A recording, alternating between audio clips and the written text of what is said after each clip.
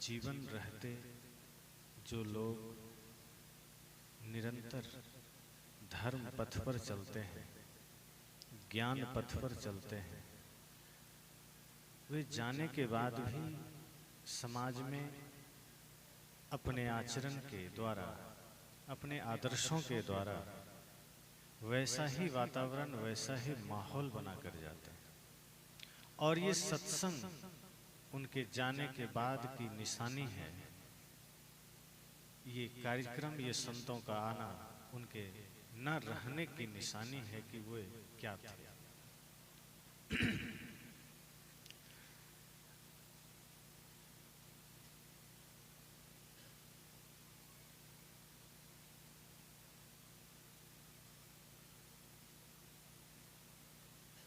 क्योंकि जीवन में और कुछ भी अनिश्चित हो सकता है, लेकिन मृत्यु निश्चित है।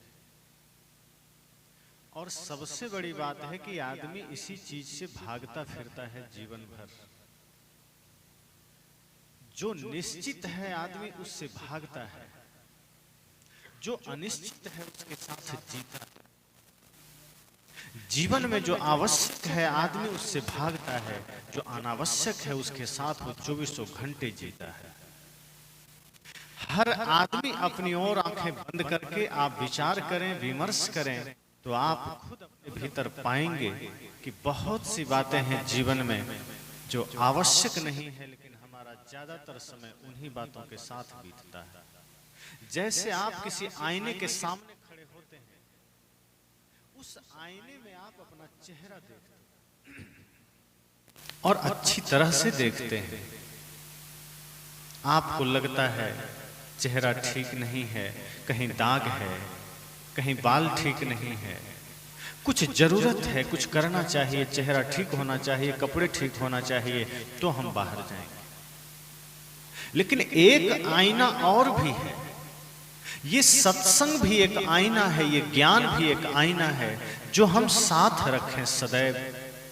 और जब भी मौका मिले अकेले में आंखें बंद करके इस ज्ञान रूपी आईने में, इस सत्संग रूपी आईने में खुद को देखिए। जब खुद को देखेंगे तो जब तक आप बाहर के आईने में देख रहे होते हैं तब आपको चेहरे और कपड़े के दाग नजर आते हैं। जब आप आंखें बंद करके इस ज्ञान रूपी आईने में देखेंगे, सत्संग के आईने में देखेंगे, तो मन का दाग नजर आएगा।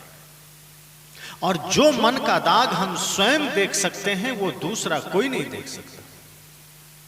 जो मन की कमजोरी हम स्वयं देख सकते हैं वो दूसरा कोई नहीं देख सकता।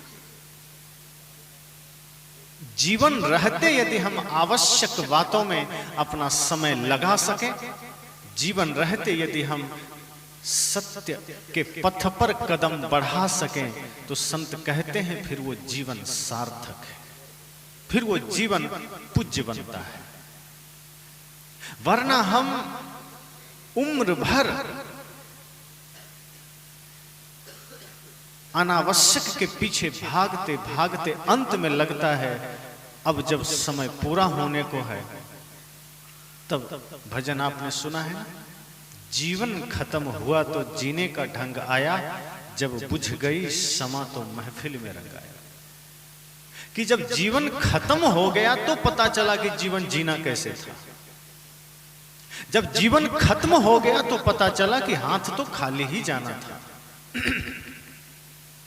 लेकिन मुश्किल से ही ये सत्य हमें समझ में आता है।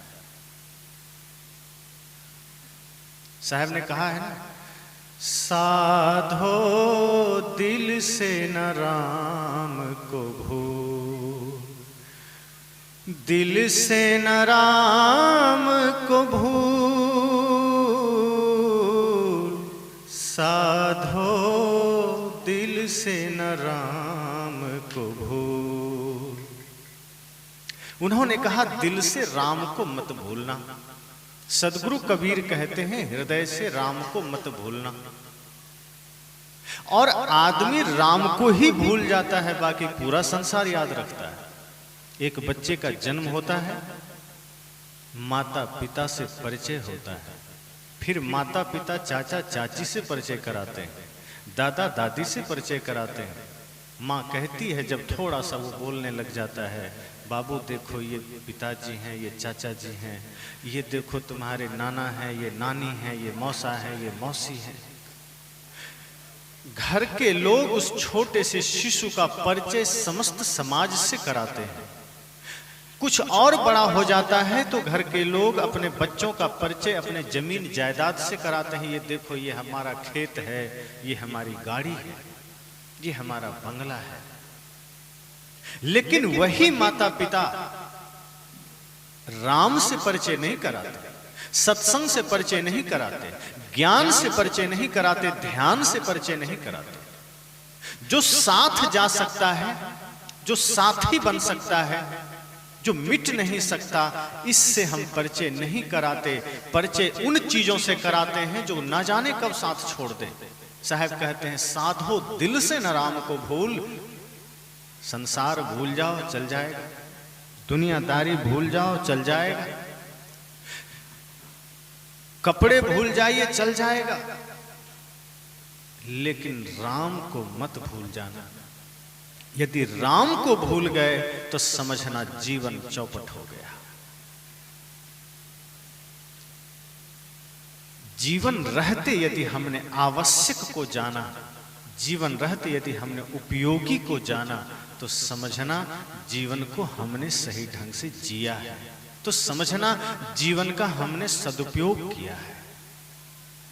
लेकिन हमारा जीवन जैसे ही होश संभलता है, समाज के विपरीत धारा में, जो सामाजिक स्तर से सही हो सकता था, जो सामाजिक स्तर से सुदृढ़ हो सकता था, उसके विपरीत धारा में हमारा जीवन चलने लगता है।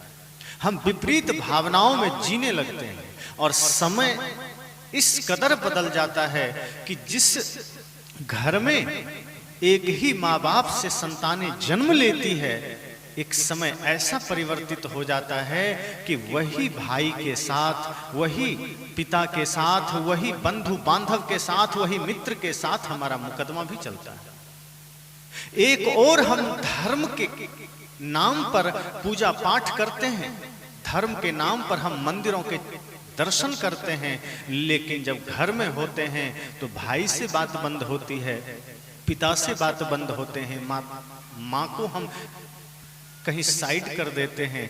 हमारा जीवन एकांगी हो जाता है। जो हृदय कोमल हो जाना चाहिए था, जिस हृदय में विनम्रता के पुष्प खिलने चाहिए था, धीरे धीरे हम सब का वो हृदय पत्थर का होते चला जाता है। हम दूसरों की पीड़ा क्या समझेंगे, हम जीव जंतुओं की पीड़ा क्या समझेंगे। आज तो माता पिता के ही आंसू बच्चों को समझ में नहीं आते। आज तो माँ बाप के ही आंखों में आंसू है, लेकिन बच्चे मौज मस्ती करते हैं, उन्हें तो अपने ही माता पिता के आंसू नजर नहीं आते, तो वो दुनिया में कहां करुणा दिखाएंगे। आज तो आदमी अखबार पढ़ता है, अखबार के पन्ने उलटता है, खबर आती है सीमा पर हमारे 10 जवान शहीद हो गए, वो आदमी देख करके अखबार ऐसे उलट देता है जैसे कुछ हुआ ही नहीं है। वो चाय की चुस्कियां ले रहा है, बिस्कुट खा रहा है, और अखबार उलट करके वो सरस सलील और चित्रहार की खबरें खोजने लगता है, किसी अभिनेता अभिनेत्री की खबरें खोजने लगता है, जैसे कुछ हुआ ही नहीं है। लेकिन अचानक अनायास उसी वक्त कोई कह दे तुम्हारे बच्चे को कुछ हो गया है, अखबार फेंक देता है, चाय का प्याला फेंक देता है, दौड़ता है घर की ओर कि मेरे बच्चे को क्या हो गया। अपने बच्चे के प्रति मोह है, ममता है, वहां उसकी करुणा जागृत हो गई। लेकिन ये हृदय पत्थर का हो चुका है, इसलिए समाज में कहां कौन समस्या है, आदमी देखता है नजरअंदाज कर देता है, आदमी चलता है नजरअंदाज कर देता है। जहां सदगुरु कबीर कहते हैं मैं रोवो इस जगत को, मोको रोवे ना कोई। मैं जब इस लाइन को सुनता हूं, पढ़ता हूं, तो कई बार गहरी सोच में डूब जाता हूं। जहां एक और आज आदमी अपने बच्चे के लिए रो सकता है, पिता के लिए रो सकता है, समाज के लिए रो सकता है, अपने परिवार के लिए रो सकता है। सदगुरु कबीर का हृदय कितना विराट रहा हो, उनका हृदय कितना विशाल रहा हो, उनके हृदय में कितना प्रेम समाया होगा। कहते मैं रोवो इस जगत को, उस समस्त संसार के लिए आंसू बहा रहे हैं, समस्त संसार के लिए चिंतित है। कहते हैं मैं रोवूं इस जगत को, मोको रोवे ना कोई। लेकिन समस्या ये है, साहब कहते हैं मैं संसार के लोगों के लिए चिंतित तो हूं, मैं संसार के लोगों के दुख को देख करके व्याकुल तो हूं, मैं लोगों की पीड़ा को देख करके व्यग्र तो हूं, लेकिन समस्या यह है कि संसार के लोग मेरी पीड़ा को समझ नहीं रहे। मेरे आंखों में आंसू मेरे दुख के वजह से नहीं है। सदगुरु कबीर कहते हैं मेरे नेत्रों में जो अश्रु हैं वो मेरे खुद के दुख से नहीं है, मैं संसार के दुख को देखकर पीड़ित हूं, द्रवित हूं, लेकिन मुझे कोई नहीं समझता। संत ऐसे ही होते हैं। संत किसी मत पंथ के नहीं होते, संत किसी संप्रदाय के नहीं होते, संत किसी जाति विशेष के नहीं होते। संत तो उस तरह से हैं जैसे आकाश में सूरज है। एक साधारण सा उदाहरण से आप समझें, जैसे हिंदू समाज में मान्यता है सूर्य भगवान की उपासना की, सभी करते हैं कि सूर्य की पूजा, मुसलमान तो नहीं करते। हमने देखा है पूरा हिंदू समाज में सूर्य की उपासना होती है, पूजा होती है। हम मानते हैं सूर्य हमारा देवता है, लेकिन मुसलमान तो नहीं करता पूजा, और मुसलमान मानता भी नहीं कि सूर्य भगवान है। लेकिन इसका मतलब ये तो नहीं कि सूर्य ने पाकिस्तान में उगना बंद कर दिया, कि अफगानिस्तान में उगना बंद कर दिया, कि समस्त ईसाई कंट्री में उगना बंद कर दिया, कि मुस्लिम देशों में उगना बंद कर दिया, कि सिर्फ हिंदू के मोहल्ले में दिखाई देगा। ऐसा कभी देखा है आप? हम भले ही मानते रहे सूर्य हमारा देवता है, पर सूर्य को कोई फर्क नहीं पड़ता। वो कहता है मेरे पास ऊर्जा के सिवा, जीवन के सिवा कुछ नहीं है, मैं समस्त संसार को ऊर्जा ही दूंगा। जो मेरी पूजा करता है उसे भी, जो नहीं करता है उसे भी। संत ऐसे ही होते हैं, संत का जीवन ऐसा ही होता है। संत किसी जाति विशेष से नहीं होते, वर्ग विशेष में नहीं होते, संत किसी संप्रदाय विशेष में नहीं होते, संत किसी मतपंथ में नहीं होते। जो संत होंगे उनका जीवन वैसा होगा कि उनके भीतर से एक उद्गार निकलेगा, सर्वे भवन्तु सुखिनः सर्वे सन्तु निरामयाः। जो सच्चा संत होगा उसके भीतर से एक उद्गार निकलेगा, वसुधैव कुटुंबकम्, कि पूरी पृथ्वी हमारा परिवार है। जो सच्चा संत होगा वो यही कहेगा जियो और जीने दो। जो सच्चा संत होगा वो यही कहेगा सब घट मेरो साइया सुनी सेज न कोय, बलिहारी वा घट की जागट प्रगट हो। वो ये नहीं कहेंगे, सदगुरु कबीर ने कहीं ये नहीं कहा कि जो मुझे मानते हैं भगवान सिर्फ उसी के अंदर है, या बुद्ध ने ये नहीं कहा कि जो मुझे मानते हैं वही कल्याण कर सकता है, या राम ने ये नहीं कहा कि जो मुझे भजता है मैं उसी का कल्याण करूंगा। सबने ये कहा कि जो भी सत्य को धारण करेगा, जो भी धर्म को धारण करेगा, जो भी भक्ति को धारण करेगा, वो सुख को पाएगा, वो शांति को पाएगा।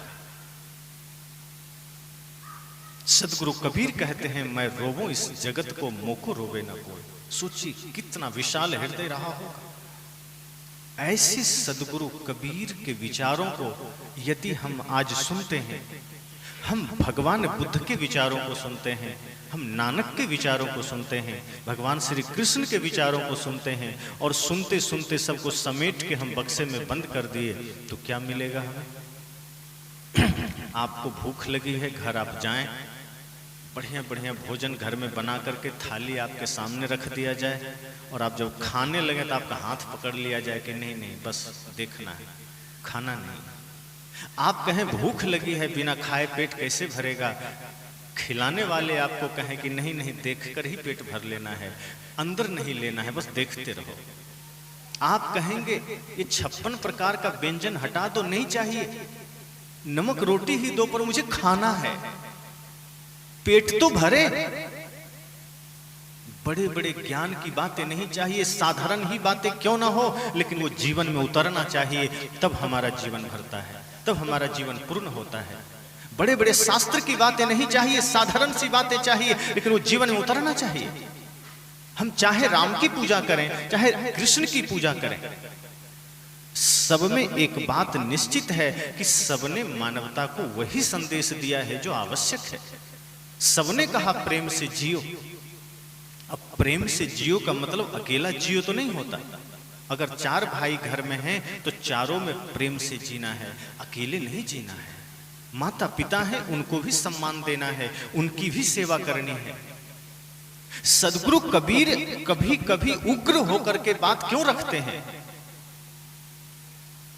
एक आदमी मंदिर गया, माता के मंदिर, वहां 1 घंटा पूजा किया, माता दुर्गा की स्तुति किया, प्रसाद चढ़ाया, भली भांति पूजा करके जब घर आया, माँ ने कहा बेटा 1 गिलास पानी दो। बेटा गुस्सा गया, कहा अपने से पी लो, मेरे पास फुर्सत नहीं है। सदगुरु कबीर ऐसे ही लोग को देखकर कहते हैं कि तुम्हारा पूजा पाखंड है। जिसने अपने माँ में भगवती का दर्शन न कर पाया, जो अपने पिता में महादेव का दर्शन न कर पाया, वो मंदिर में जाके क्या खाक पूजा करेगा? वो मंदिर में भी ढोंग ही करता होगा। जिसने अपने माँ के आंखों में आंसू का कारण जो व्यक्ति बन रहा है, जो अपने पिता के आंखों के आंसू का कारण बन रहा है, जो अपने ही भाई के आंसू का कारण बन रहा है, जो अपने ही पड़ोसियों के आंखों के आंसू का कारण बन रहा है, कहते हैं वो धार्मिक तो हो ही नहीं सकता, वो भक्त तो हो ही नहीं सकता। मृत्यु से पहले जो जीवन हमें मिला है वो जीने के लिए मिला है। सवाल ये नहीं है कि आदमी मर के कहां जाएगा, और सवाल ये भी नहीं है कि आदमी एक दिन मरेगा, और कब मरेगा नहीं मरेगा ये तो तय है कि मरेगा। लेकिन संत ये कहते हैं कि मरना तो जब होगा तब होगा, पर ये सोचो कि अभी आप सच में जिंदा हैं क्या? क्या आप मरने से पहले जिंदा हैं? अरे मृत्यु तो शरीर की होगी, वो कभी भी हो जाएगी, उसे कोई रोक नहीं सकता है। बड़े बड़े टेक्नोलॉजी इस देश में, इस राष्ट्र में, इस धरती पर है। उन टेक्नोलॉजी के द्वारा, उन सुविधाओं के द्वारा बहुत से चीजों में सुधार लाया जा सकता है, लेकिन ये तो कोई नहीं कह सकता ना कि मरने में अब रोको, कोई मरने में बाधक हो सकता है कि व्यक्ति अब मरना छोड़ देगा, कि अब मरने का दर कम हो जाएगा। मरना ही निश्चित है, उसके अलावा कुछ भी निश्चित नहीं है। जब तक जीवन है ये सोचना है कि मरना तो कभी एक दिन होगा, लेकिन मरने से पहले हम जिंदा हैं क्या? जिंदा होने की पहचान क्या है? हमें लगता है सांस चल रही है, हम जिंदा हैं, लेकिन क्या ये हमारे जिंदा होने का सबूत है? सिर्फ शरीर में सांसें चलना ही जीवित होने का प्रमाण है? साहब ने कहा है, जाघर प्रेम न संचरे, ताघर जान मसान, जैसे खाल लोहार का सांस लेत बिनु प्राण। सदगुरु कबीर कहते हैं, जो हृदय प्रेम से शून्य है, जो जीवन प्रेम से अछूता है, जिस हृदय में प्रेम नहीं है, जिस घर में प्रेम नहीं है, उसे मरघट समझना। और हाँ, यदि वो श्वास ले रहा है तो बस यही समझना जैसे लोहार के घर में खाल होता है ना, पहले होता था, वो रस्सी से खींचता था तो उसमें सांस लेने और छोड़ने की भी आवाज आती थी, वो श्वास लेता था, छोड़ता था। साहब कहते हैं, आदमी आज वही बनकर रह गया है कि वो खाल की तरह श्वास ले रहा है, छोड़ रहा है, पर वो मुर्दा है, जिंदा नहीं है। लोगों ने कहा फिर जिंदा होने का प्रमाण क्या है? साहब ने कहा, जिस हृदय में भक्ति की धारा बहे, जिस हृदय में प्रेम की धारा बहे, जिस हृदय में सत्य की धारा बहे, करुणा की धारा बहे, समझना वो जिंदा है। जिस घर में भाई भाई में प्रेम है, समझना वो आदमी जिंदा है। जिस घर में सास बहू में प्रेम है, समझ जाना वो समाज जिंदा है। जिस समाज, जो समाज आदर्श बन चुका है, समझना वो समाज जिंदा है। अगर सामाजिक तौर पर हम गिरते चले जा रहे हैं, सामाजिक तौर पर हमारा कदम बिगड़ते चला जा रहा है, पारिवारिक रूप से हमारा जीवन बिगड़ता चला जा रहा है, इसका अर्थ इतना है कि हमारा जीवन मुर्दा से ज्यादा कुछ भी नहीं है। अगर हम जिंदा हैं तो जिंदा होने का सबूत ये होना चाहिए कि अगर हम घर में 2 भाई हैं, 3 भाई हैं, 4 भाई हैं, प्रेम वैसा ही होना चाहिए जैसे राम और भरत में था। राम जी की पूजा करने वाले बहुत लोग मिल जाएंगे, पर राम जी के विचारों को अपने जीवन में उतारने वाले बहुत कम लोग मिलेंगे। उनके जीवन में जो प्रेम था भाइयों के साथ, उनके जीवन में जो करुणा थी समस्त समाज के साथ, अगर वो उसका अंश मात्र भी हमारे जीवन में आ जाए तो हम एक सच्चे अर्थों में भक्त और पुजारी बन सकते हैं। मैंने कहा मृत्यु से पहले जो जीवन हमें मिला है वो किस लिए मिला है? अनावश्यक चीजों के साथ जीने के लिए नहीं मिला है, कुछ आवश्यक करके जाने के लिए मिला है। जिस जीवन में हम हैं उस जीवन को तो मंदिर बनाना ही है। आज हमने अपने जीवन को कबाड़खाना बना दिया है।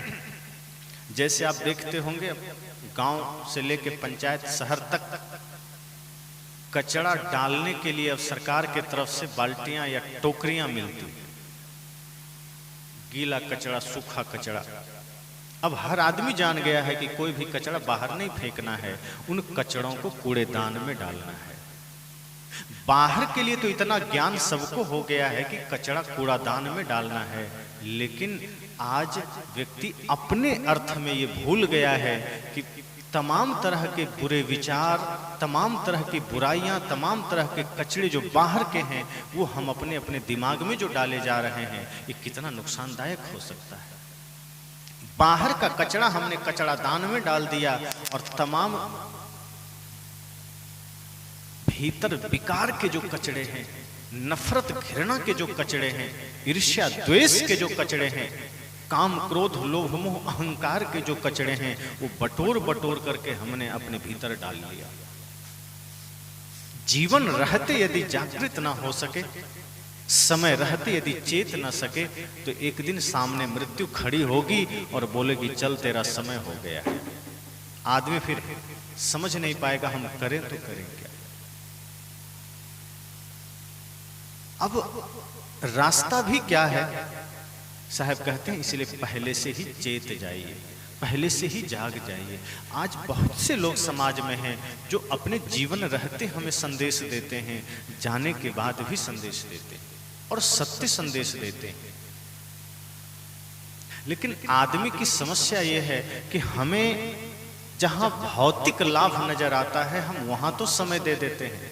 अभी घोषणा हो जाए कि इस गांव में डीलर साहब के यहाँ फ्री में चीनी और तेल बंट रहा है, आदमी यहाँ से ज्यादा भीड़ वहां तुरंत लगा देगा कि पहले हमें मिल जाए।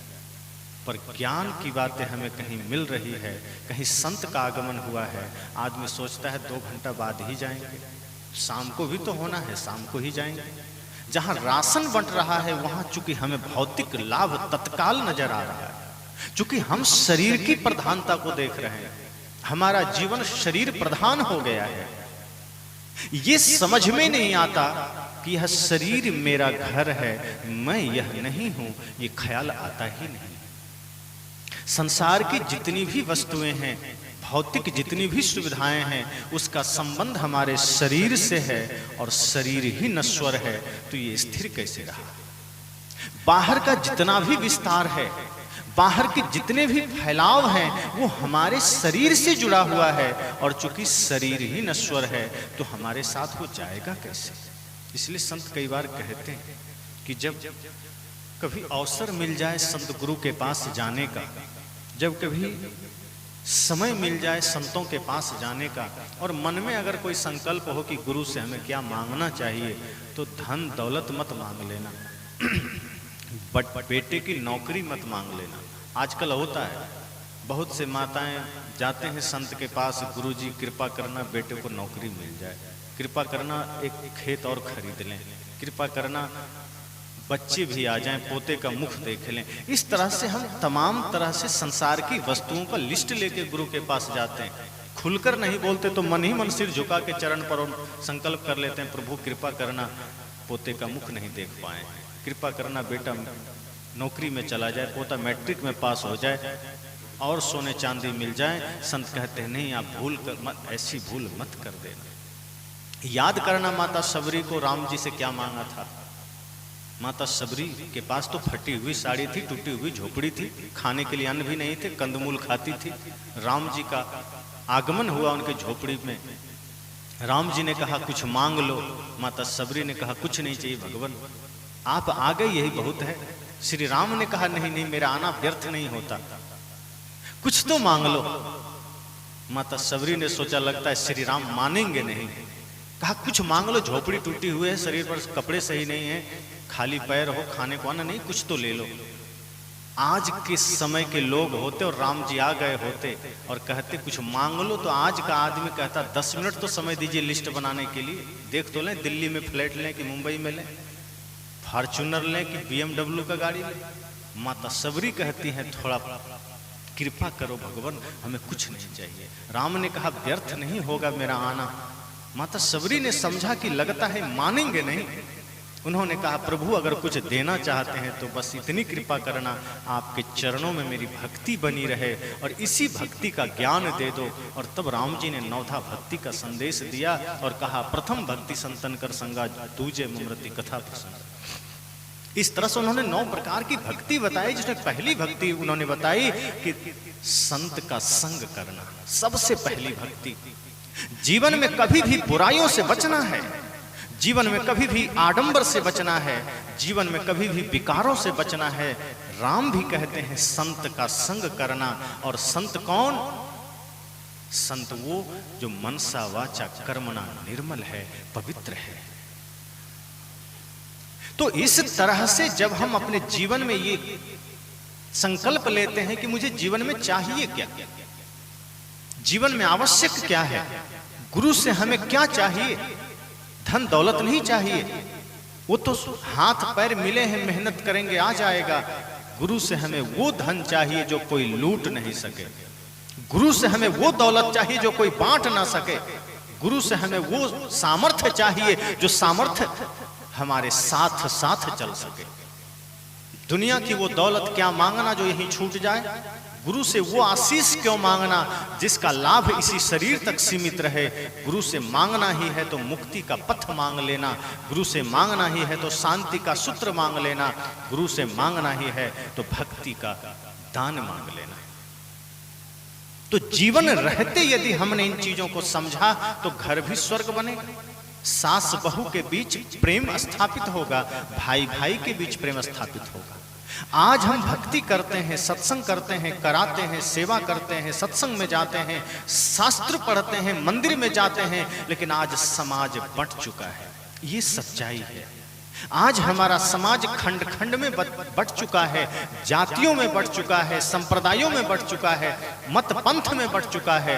आज ये भारत, जिस भारत की संस्कृति का गुणगान हम आज भी करते हैं, जिस भारत की संस्कृति में मैंने पहले ही कहा वसुधैव कुटुंबकम का भाव था, आज हमारा हर समाज बंट करके अलग खड़ा हो गया है।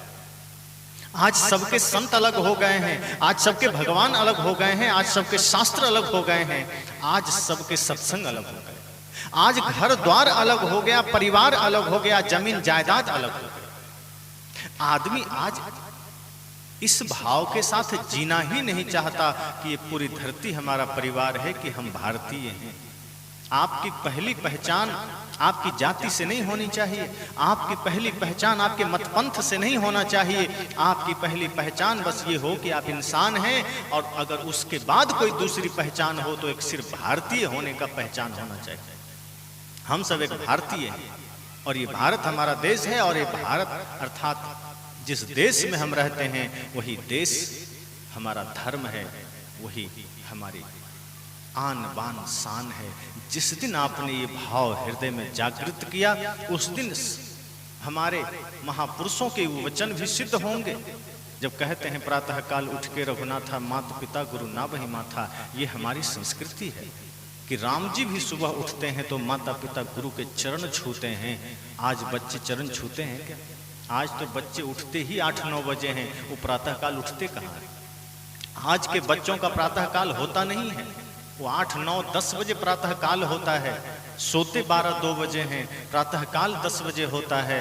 माता पिता गुरु का चरण छूना है ये ख्याल भी नहीं। अब तो बच्चे अपने पिता से हाथ मिलाते हैं। बच्चे पढ़कर आते हैं स्कूल से, पिताजी से हाथ मिलाएंगे, मम्मी को हाय बोलेंगे। संस्कृति ही बदल गई पूरी। जब संस्कृति ही बदल गई तो प्रकृति तो बदलेगी ही, और जब प्रकृति बदलेगी तो जीवन में विकृति तो आएगी ही। जिस संस्कृति के आधार स्तंभ में शांति है, सद्भाव है, साधना है, त्याग है, तपस्या है, जब हम उसको ही हटा देंगे तो जीवन में शांति संभव कहां से होगा? हम याद करते हैं अपने महापुरुषों को, तो अपने महापुरुषों के जीवन को भी याद करिए, उनके समय का माहौल भी याद करिए। जहां पहले बच्चे गुरु के दर्शन के लिए जाते थे, माता पिता उन्हें गुरु के दर्शनार्थ ले जाते थे, स्वयं गुरु बनकर उन्हें शिक्षा देते थे। आज माता पिता भी सोचते हैं चलो स्कूल में भर्ती कर दिया, पिंड छूटा कौन झंझट करेगा। अब आपके बच्चे स्कूल में पढ़ रहे हैं कि वहाँ गीत गा रहे हैं, आपको पता भी नहीं है 4-6 घंटे कहाँ हैं वो, आप ध्यान भी नहीं देते। मास्टर गुटखा खा के बच्चे से गुटखा मंगवा रहा है, आपका शिक्षक सिगरेट पी रहा है, बच्चे से सिगरेट मंगवा रहा है, और आप निश्चिंत है कि मेरा बेटा पढ़ने गया है, लेकिन वो बेटा पढ़ने नहीं गया है, वो बेटा बर्बाद होने गया है। जो बचपन से ही अगर बाजार किसी मास्टर के कहे पर बाजार से गुटखा शिखर शराब लेकर आएगा, वो कभी न कभी अपने मुख में भी डालेगा, और जिस दिन उसको लत लग गई फिर वो इंसान तो नहीं रह सकता, फिर वो हैवान होगा। फिर आप सोचेंगे मेरे बच्चे हैवान कैसे हो गए। फिर वही माता पिता सोचता है कि हमने सपना तो श्रवण कुमार का देखा था कि हमारा बेटा श्रवण कुमार बन जाए, हमने सपना तो श्री राम का देखा था कि हमारा बेटा श्री राम बन जाए, हमने सपना तो भगत सिंह का देखा था कि हमारा बच्चा भगत सिंह बन जाए। ये मेघनाद कहां से बन गया, ये लादेन कहां से बन गया? वो वहीं से बना है जहां आपने आंखें बंद कर ली थी, जहां आप बेहोशी में चले गए थे। और जिस दिन आप बेहोशी में जाएंगे समाज में, उसी दिन भ्रष्टाचार आरंभ हो जाता है। जिस दिन आप मूर्छा में जाते हैं उसी दिन जीवन में अनिष्ट शुरू हो जाता है। सदगुरु कबीर कहते हैं होश में जीवन बिताइए और कोशिश करिए मृत्यु से पहले आप जीवन को सजा सकें। आज शरीर को सजाना हमें ध्यान रहता है, कौन सा क्रीम पाउडर लगाना है आदमी को पता है, और इसके लिए ब्यूटी पार्लर भी खुल गए। अगर अपने से नहीं हुआ तो ब्यूटी पार्लर चले गए, बढ़िया सजा उजा के आदमी आ जाता है। पुरुषों के भी हैं, महिलाओं के भी। सदगुरु कबीर कहते हैं शरीर तो फिर भी साधारण भी चल जाएगा, लेकिन अगर विचार गंदे रहे तो न चलेगा। विचारों के ब्यूटी पार्लर में भी जाना, अपने मन के ब्यूटी पार्लर में भी जाना। और ये सत्संग भी एक ब्यूटी पार्लर है जहां मन को खूबसूरत बनाया जाता है, जहां आपके विचार, जहां आपके चरित्र, आपके आचरण सुंदर बनते हैं। जिस दिन आप यहां उसी भाव से समर्पित हो गए, जिस दिन सत्संग में आपका मन जुड़ गया, अभी तन तो जुड़ जाता है, मन नहीं जुड़ पाता। साहब ने कहा है तन थिर मन थिर सुरति निरति थिर होए। वे कहते हैं कि तन की स्थिरता चाहिए, मन की स्थिरता चाहिए, और साथ साथ सुरति निरति थिर होए। अगर सत्संग से पूरे भाव से जुड़ना है, ज्ञान से जुड़ना है, अपने महापुरुषों से जुड़ना है, तो तन की स्थिरता के साथ साथ मन की स्थिरता चाहिए। और जिस दिन आपने तन मन सुरति तीनों स्थिर कर लिया तो वो ज्ञान आपके आचरण में उतर जाएगा। फिर आप कह सकेंगे, फिर आपको ये भाव भीतर खुद महसूस होने लगेगा कि हाँ, अब हम इस योग्य हो चुके हैं कि हमारे बच्चे भी श्रवण कुमार बन सकते हैं। सपना आप देखना फिर छोड़ देंगे, फिर आपका जीवन में हकीकत होगा। फिर भाई भाई में झगड़े नहीं होंगे। फिर महाभारत में जैसे झगड़े हुए थे ना कौरव पांडव में, वो झगड़े नहीं होंगे। फिर भरत और राम के बीच जो लड़ाई हुई थी वो लड़ाई होगी। राम जी कहते हैं मुझे अयोध्या नहीं चाहिए, भरत जी कहते हैं मुझे भी नहीं चाहिए। ये लड़ाई होगी, मेरा तेरा का नहीं होगा। राम कहते वो तेरा है, भरत कहते भैया ये तो पूरा जीवन आपका है, मेरा क्या अयोध्या, आप तो मेरे भगवान हैं, भैया ही नहीं भगवान है, मुझे नहीं चाहिए। ये प्रेम का झगड़ा होगा। जिस दिन आपने इस मूल जीवन को समझ पाया, आपका घर भी अयोध्या धाम बन सकता है, आपका जीवन भी परम आनंद से भर सकता है।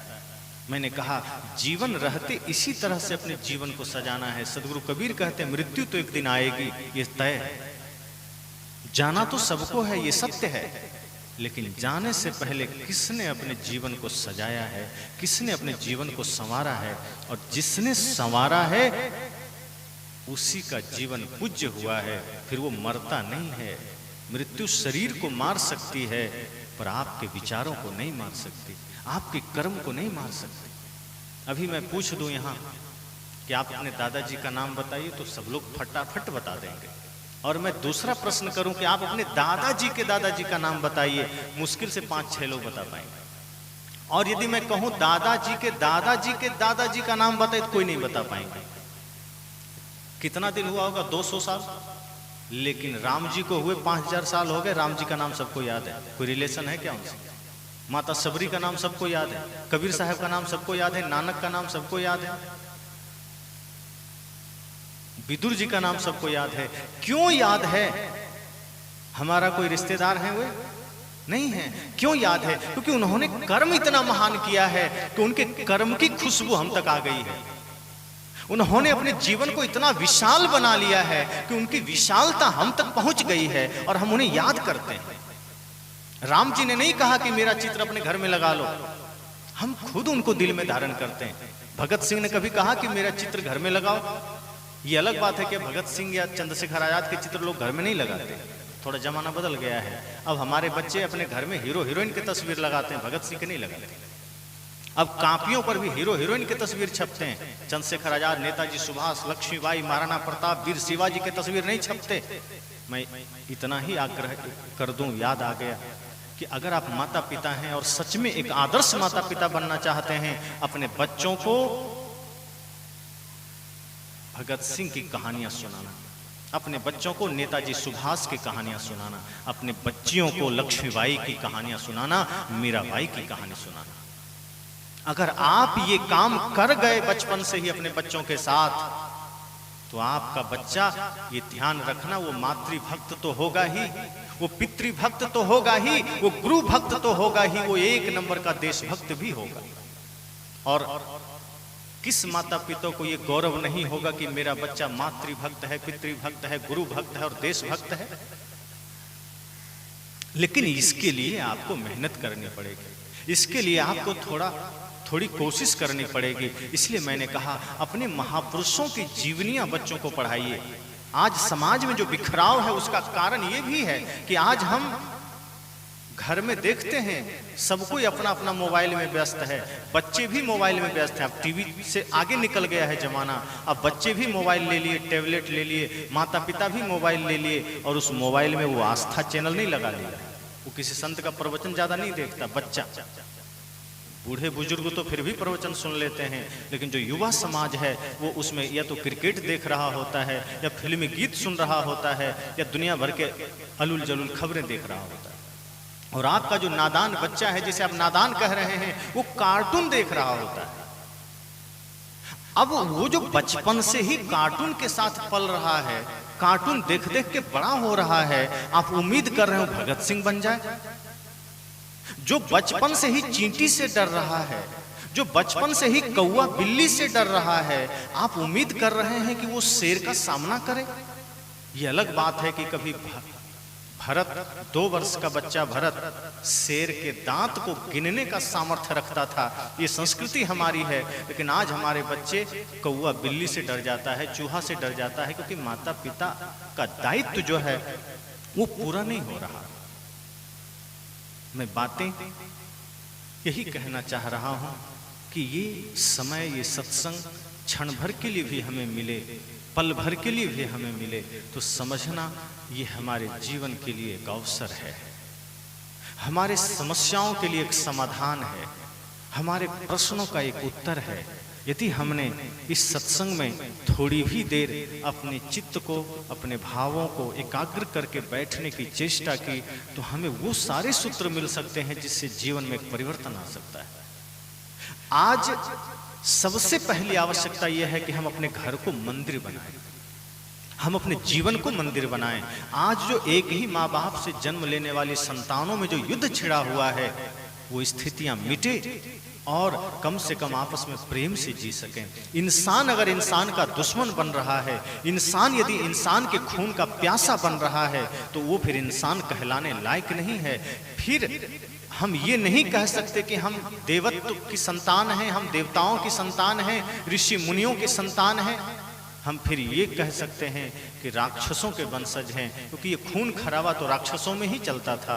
अगर आज भी हमारे जीवन में खून खराबा चलता है, तो फिर ऋषि संतान तो नहीं हो सकते। इसलिए सत्संग भी चले, ज्ञान का प्रचार प्रसार भी चलता रहे, और जीवन में कोई बदलाव ना आ पाए तो समझना हमने कुछ समझा ही नहीं। फिर तो वही बात हो जाएगी कि मछली कहे कि मुझे बड़ी प्यास लगी है, आप कहेंगे और हंसेंगे भी कि कितनी नादान है, पानी में ही है, कहती है प्यास लगी है। सदगुरु कबीर हम सब पर हंसते हैं। हम सब भी तो सत्संग में बैठे बैठे कहते हैं क्या करें, माया छूटती नहीं, क्या करें, क्रोध छूटता नहीं, क्या करें, जीवन में अशांति जाती नहीं। साहब कहते हैं पानी में मीन प्यासी मोहे सुन सुन आवत हासी। जो ज्ञान गंगा में बैठा है, जो सत्संग की सरिता में बैठा है, अगर वो आदमी कहे कि जीवन में अशांति है तो साहब कहते हैं इसका ये मतलब है कि आप ठीक से बैठे ही नहीं। जैसे भी सूर्योदय है, कोई आदमी यहाँ कहे मुझे सूरज नहीं दिख रहा है तो दो ही बात हो सकती है कि या तो वो आदमी अंधा है या फिर वो किसी बंद कमरे में बैठा है। इसके अलावा तीसरी तो कोई बात नहीं हो सकती। अगर अभी किसी को ये लग रहा है कि अंधेरा है तो वो दो ही बात होगी कि या तो आदमी अंधा होगा या अंधेरे कमरे में बैठा होगा। अगर कोई कहे कि हम भक्ति करते हैं, ध्यान करते हैं, सेवा करते हैं, सत्संग में जाते हैं, शास्त्र पढ़ते हैं, फिर भी क्रोध आ जाता है, फिर भी माया आ जाती है, फिर भी अहंकार आ जाता है, फिर भी विकार आ जाता है, इसका मतलब ज्ञान से संपर्क हुआ ही नहीं, ध्यान से संपर्क हुआ ही नहीं। जिस दिन ध्यान हृदय में घटित हो जाएगा ना, पूरा जीवन प्रकाशित हो जाएगा। ध्यान तो ऊर्जा है, जीवन की ऊर्जा। हम 1 घंटे आंख बंद करके बैठ तो जाते हैं, लेकिन आंख बंद करने के बाद वो ध्यान की ऊर्जा भीतर से प्रकट नहीं हो पाती। आंखें बंद होती है, मन नाचता रहता है। साहब ने कहा माला तो कर में फिरे, जीव फिरे मुख माए, अब मनुआ तो 34 फिरे ही तो सुमरन नाए। कि हाथ में राम नाम की माला चल रही, मुख में जीव भी घूम रहा है राम राम राम राम, यहाँ उंगली घूम रही है राम राम राम राम, और मन पूरा संसार में घूम रहा है। साहब कहते फिर ये तो सुमरन नहीं है। हाथ शांत रहे कोई बात नहीं, मुख भी शांत रहे, पर मन रुक जाए तब समझना साधना हो गई। कोई एकांत गुफा में जाके बैठा है और उसका मन बाजार में घूम रहा है, साहब कहते हैं वो देखने में तो लग रहा है कि गुफा में बैठा है, लेकिन अगर उसका मन बाजार में घूम रहा है तो समझना वो आदमी बाजार में घूम रहा है। और यदि कोई आदमी बाजार में घूम रहा है और उसका मन शांत है तो समझ जाना वो गुफा में बैठा है। मन हमारा कैसा है इस पर निर्भर करता है कि हम किस तरह से भक्ति करते हैं, किस तरह से सेवा करते हैं। इस सत्र में इन्हीं कुछ बिंदुओं पर बातों के साथ कि हम सत्संग को किस तरह से ले पाते हैं। हम बैठते तो हैं सत्संग में, पर सत्संग हम में बैठ नहीं पाता। सत्संग में हम बैठे थोड़ी ही देर, लेकिन सत्संग हमारे भीतर पूरा बैठ जाए और जिन उद्देश्यों के लेके ये मनुष्य शरीर मिला है वो हम जरूर पूरा कर सकें। मैंने पहले ही कहा कि हम किसी के आंखों में आंसू का कारण न बने, किसी के जीवन के बिखरने का कारण न बने, किसी के जीवन का दुख का कारण न बने। अपने वाणी से, अपने कर्म से, अपने आचरण से हम इस तरह से जीवन बिताएं कि अगर किसी का हम भला ना कर सके तो नुकसान भी ना हो। कोशिश ये करें। लेकिन आज हम वाणी के द्वारा भी नुकसान कर जाते हैं, कर्म के द्वारा भी नुकसान कर जाते हैं। हम अपने जीवन को उस रूप में स्थापित ही नहीं कर पाते। मुसलमान सूर्य को गाली देता है, मैंने पहले उदाहरण दिया था, लेकिन सूर्य कभी बुरा नहीं मानता कि चलो मैं आज तुम्हारे यहाँ उगूंगा ही नहीं। ऐसा नहीं होता। वो वायु को भी देवता नहीं मानता, वो नदी को भी नहीं मानता। हमारे यहाँ की प्रमुख नदियाँ रावी, चिनाब, सतलज आदि, झेलम, ब्यास सब पाकिस्तान चली जाती है। पवित्र कैलाश पर्वत के आसपास से निकलती है, पाकिस्तान होके अरब सागर में मिल जाती है। लेकिन वो नदियाँ कभी नहीं कहती कि ये तो हमें मानता ही नहीं, मैं पाकिस्तान होके नहीं जाऊंगी, मैं भारत होके जाऊंगी। वो कहती तुम मानो चाहे मत मानो, मेरा काम है बहना, तुम मेरे पूजा करो मत करो, मेरा काम है लोगों को जीवन देना। साहब कहते हैं जिस दिन ये भाव आ जाएंगे कि सामने वाला चाहे मुझे गीत दे या गाली, मेरा काम है लोगों को गीत देना। सामने वाला मुझे फूल दे चाहे कांटे, मेरा काम है लोगों को फूल देना। जिस दिन आपने इस भाव में जीवन जीना शुरू कर दिया, उसी दिन साहब कहते हैं वो व्यक्ति अमर हो गया। फिर वो मर नहीं सकता, शरीर मरेगा, वो सदा सदा के लिए जिंदा रह जाएगा। लेकिन अगले सत्र में मैं बताऊंगा कि ये भाव हमें कहाँ तक रखना है। सामने वाला अगर हमें कांटा दे रहा है, हमें बदले में फूल देना है। सामने वाला हमें क्रोध से बात कर रहा है, हमें प्रेम से करना है। सामने वाला हम पर भाला चला रहा है, हमें हाथ जोड़ लेना। ये कहाँ तक करना है? क्या इसकी भी कोई सीमा होती है कि नहीं? क्या इस पर भी कुछ अन्य विचार आ सकते हैं कि नहीं? इस पर मैं अगले सत्र में चर्चा करूंगा। और अभी पुनः इन्हीं बातों को स्मरण करते हुए शुभकामना के साथ वाणी को विराम दूं।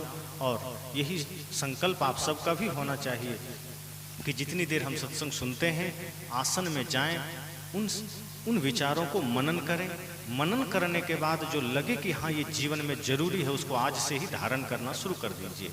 अगर सिर में दर्द है और डॉक्टर ने दवाई दे दी है, ले जाके अलमारी में रख मत देना, वरना सिर में दर्द रह जाएगा।